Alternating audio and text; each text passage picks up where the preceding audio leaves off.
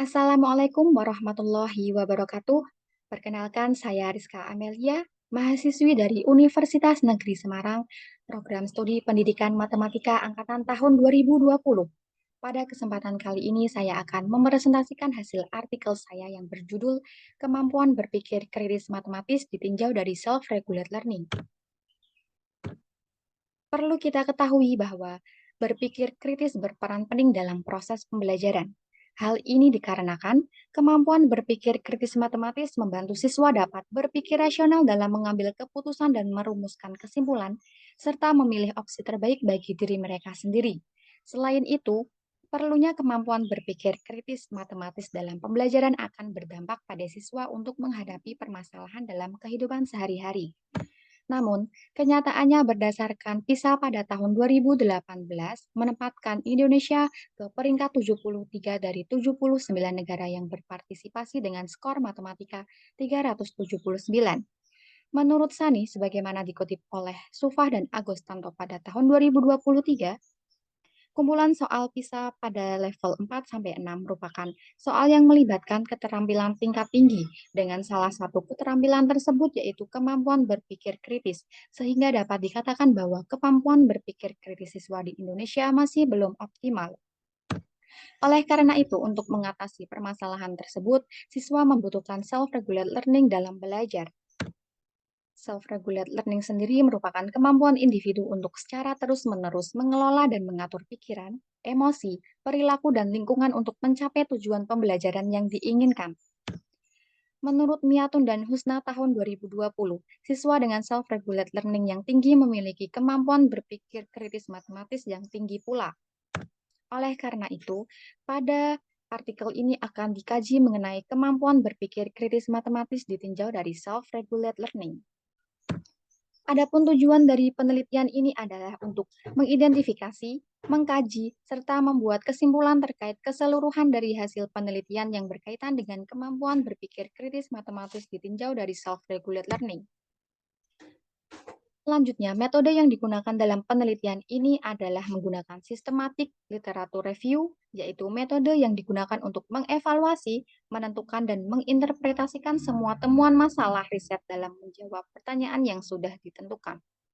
Tahapan implementasi systematic literature review pada penelitian ini mengacu pada Triandini tahun 2019. Yang pertama adalah research question, yaitu menentukan pertanyaan dengan topik penelitian. Adapun research question penelitian ini yaitu RQ1, apakah self-regulate learning memiliki pengaruh terhadap kemampuan berpikir kritis matematis?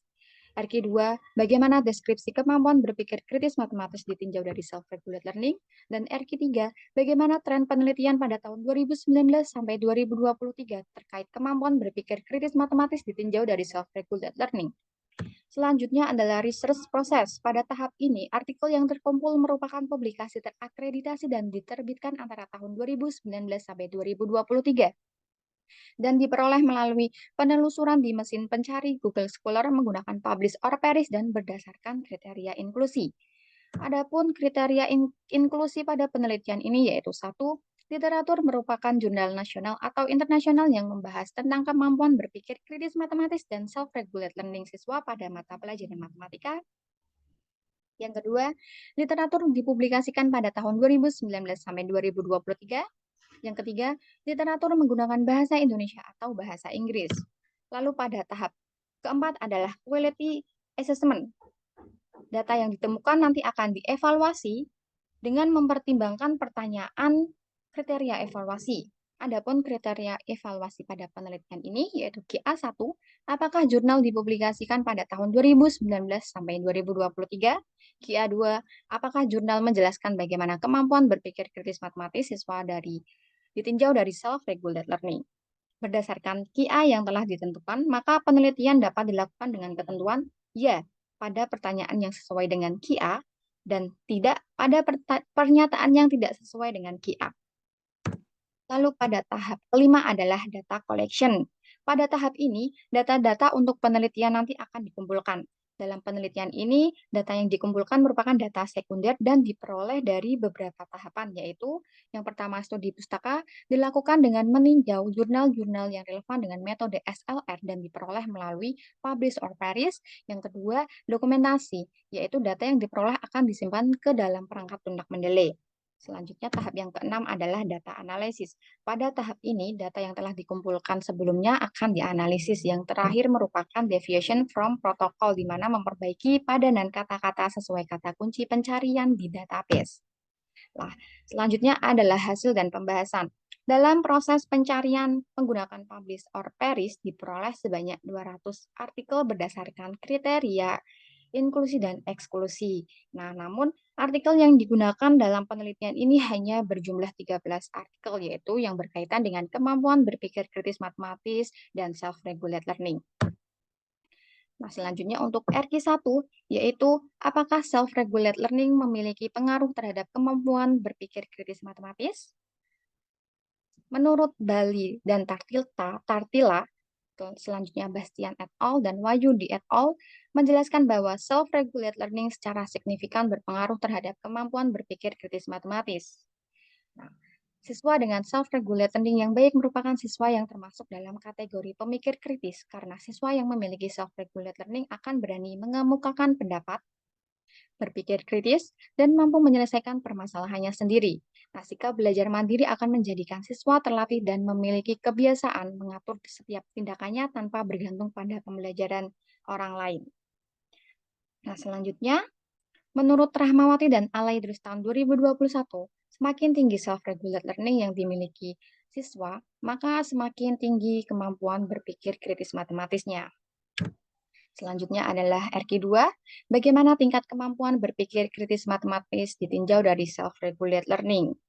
Nah, dari kajian 13 artikel tentang kemampuan berpikir kritis matematis dan self-regulate learning, terdapat 5 artikel penelitian yang mengkaji jenis atau indikator kemampuan berpikir kritis matematis.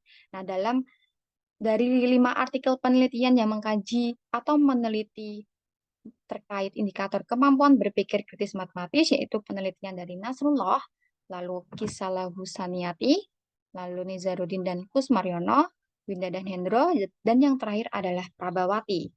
Nah, hasil penelitian yang dilakukan oleh Nasrullah, Nizarudin dan Kusmaryono, dan Kisala Husaniati menggunakan indikator kemampuan berpikir kritis menurut Fasione, yaitu interpretasi, analisis, kesimpulan, evaluasi, eksplanasi, dan self-regulasi. Nah, selanjutnya, penelitian yang dilakukan oleh Winda dan Hendro dan Prabawati menggunakan indikator menurut Perkins dan Murphy untuk mengukur kemampuan berpikir kritis siswa yang meliputi klarifikasi, asesmen, penyimpulan, dan strategi atau taktik. Nah, sehingga penelitian ini menggunakan indikator berpikir kritis menurut Perkins dan Murphy sebagai acuan untuk menganalisis kemampuan berpikir kritis matematis. Hal ini dikarenakan indikator berpikir kritis menurut Perkins dan Murphy sudah menggambarkan tahapan berpikir kritis dari para ahli lain, namun disampaikan dengan cara lebih sederhana, jelas, dan mudah dipahami. Nah, selanjutnya berdasarkan hasil penelitian dari Gusmawan et al. Tahun 2021, menjelaskan bahwa terdapat perbedaan yang signifikan untuk kemampuan berpikir kritis matematis antara siswa dengan self-regulate learning yang tinggi, sedang, dan juga rendah. Kemampuan berpikir kritis matematis berdasarkan self-regulate learning yang tinggi.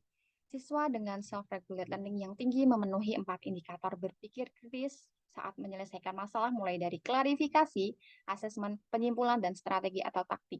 Siswa dengan self-regulate learning yang tinggi mampu mengidentifikasi permasalahan dalam soal, menentukan ide atau konsep yang digunakan dalam menjawab soal dengan tepat, menggeneralisasikan simpulan sesuai fakta, serta merencanakan strategi atau langkah yang tepat dalam menyelesaikan soal.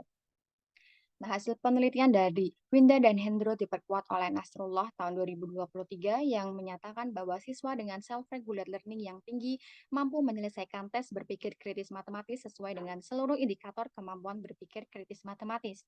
Siswa dengan self-regulate learning yang tinggi akan mampu menyelesaikan soal dengan menggunakan masing-masing indikator kemampuan berpikir kritis matematis dan menjelaskan proses pemecahan masalah dengan benar. Nah, selanjutnya, kemampuan berpikir kritis matematis berdasarkan self-regulate learning yang sedang. Menurut Susanti, Tahun 2020, siswa dengan self-regulated learning sedang hanya memenuhi 3 indikator berpikir kritis, yaitu klarifikasi, asesmen, dan strategi atau taktik. Siswa dengan self-regulated learning sedang mampu mengidentifikasi permasalahan, menentukan ide atau konsep yang digunakan dalam menjawab soal, menyelesaikan masalah sesuai urutan pekerjaan, dan dapat menghitung secara analitis sehingga menemukan jawaban yang benar. Hasil penelitian Winda dan Hendro juga menyatakan bahwa siswa dengan self-regulated learning yang sedang belum mampu membuat kesimpulan dengan tepat. Selanjutnya, kemampuan berpikir kritis matematis berdasarkan self-regulated learning yang rendah. Menurut Winda dan Hendro tahun 2020, siswa dengan self-regulated learning rendah hanya memenuhi satu indikator berpikir kritis, yaitu mengidentifikasi masalah. Mereka masih kurang dalam menentukan ide atau konsep yang digunakan dalam menjawab soal dengan tepat, tidak mampu memaparkan kesimpulan sesuai hasil yang diperoleh, dan tidak mampu melakukan generalisasi berdasarkan fakta, belum mampu menuliskan strategi penyelesaian dengan baik, dan siswa menyelesaikan soal tanpa urutan yang jelas dan tidak tepat. Penelitian dari Susanti et al. Tahun 2020 menjelaskan bahwa siswa dengan self-regulated learning yang rendah tidak memiliki keinginan untuk berusaha untuk menyelesaikan masalah dan merasa putus asa ketika tidak menemukan jawaban dari permasalahan tersebut, sehingga pada akhirnya mereka tidak dapat menyelesaikan permasalahan yang diberikan. Nah, selanjutnya RQ3 yaitu bagaimana tren penelitian pada tahun 2019 sampai 2023 terkait kemampuan berpikir kritis matematis ditinjau dari self-regulated learning. Nah, gambar satu ini menunjukkan studi berdasarkan tahun publikasi. Data yang disajikan pada gambar satu merupakan penelitian yang membahas kemampuan berpikir kritis matematis siswa dan self-regulated learning selama 5 tahun terakhir, mulai dari tahun 2019 sampai 2023. Nah, banyaknya studi terkait kemampuan berpikir kritis matematis siswa yang dipublikasikan dari tahun 2019 sampai 2023 menunjukkan relatif mengalami kenaikan dari tahun ke tahunnya. Selanjutnya, gambar 2 merupakan studi berdasarkan jenis penelitian.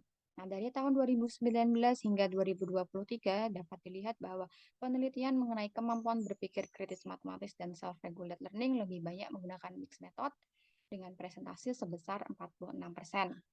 Nah, yang terakhir merupakan studi berdasarkan jenjang penelitian. Nah, penelitian mengenai kemampuan berpikir kritis matematis dan self-regulated learning diteliti di berbagai tingkat pendidikan, mulai dari SD, SMP, SMA, dan PT, dengan didominasi pada jenjang SMA dengan presentasi sebesar 39%. Nah, kesimpulan dari penelitian ini yaitu dalam kajian ini merekomendasikan indikator berpikir kritis menurut Perkins dan Murphy, yaitu klarifikasi, asesmen, penyimpulan, dan strategi atau taktik. Yang kedua, self-regulated learning memiliki pengaruh terhadap kemampuan berpikir kritis matematis siswa dan memiliki hubungan yang positif. Yang ketiga, terdapat perbedaan kemampuan berpikir kritis matematis siswa berdasarkan tingkatan dari self-regulated learning. Siswa dengan self-regulated learning yang tinggi memiliki kemampuan berpikir kritis matematis tinggi pula. Siswa dengan self-regulated learning sedang memiliki kemampuan berpikir kritis matematis yang sedang. Siswa dengan self-regulated learning rendah memiliki kemampuan berpikir kritis matematis rendah. Selanjutnya yang terakhir adalah saran untuk peneliti agar mengadakan penelitian lebih lanjut mengenai kemampuan berpikir kritis matematis ditinjau dari self-regulated learning di tingkat SD. Karena penelitian mengenai kemampuan berpikir kritis matematis ditinjau dari self-regulated learning pada tingkat SD masih jarang dilakukan. Sekian presentasi dari saya. Terima kasih. Wassalamualaikum warahmatullahi wabarakatuh.